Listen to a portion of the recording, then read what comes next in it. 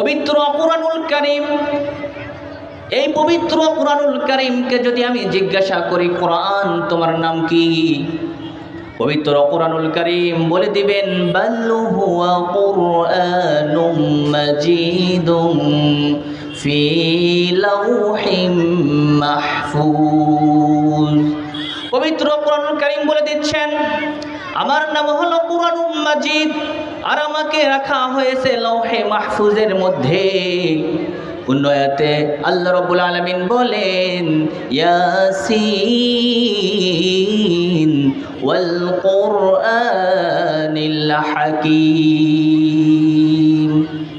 তার মানে এই আয়াতে আল্লাহ রাব্বুল আলামিন বলেছেন কুরআনুল হাকীম, তার আগের আয়াতে আল্লাহ রাব্বুল আলামিন বললেন কুরআনুল কারীম, কুরআনুম মাজিদ। সূরাতুল ওয়াকিয়ার মধ্যে আল্লাহ রাব্বুল আলামিন বলেন, ইন্নাহু লাকুরআনুন কারীম ফি কিতাবিম মাকনুন।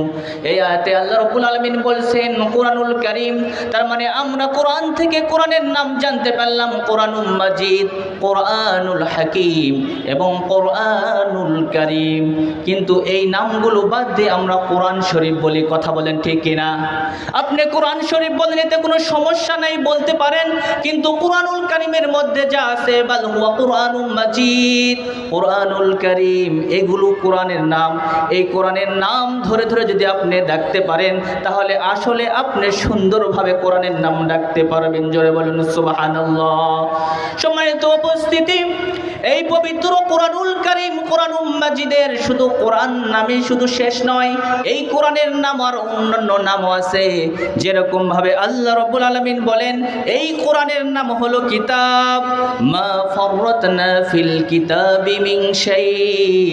আবার অন্য জায়গায় আছে ফুরকান, তাবারাকাল্লাযী নাযালাল ফুরকান আলা আবদিহি লিয়াকুনা লিল আলামিন নাযীরা।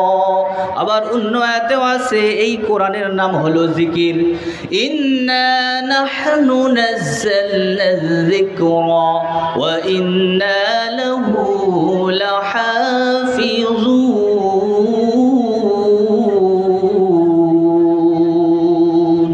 আল্লাহু আকবার বলুন।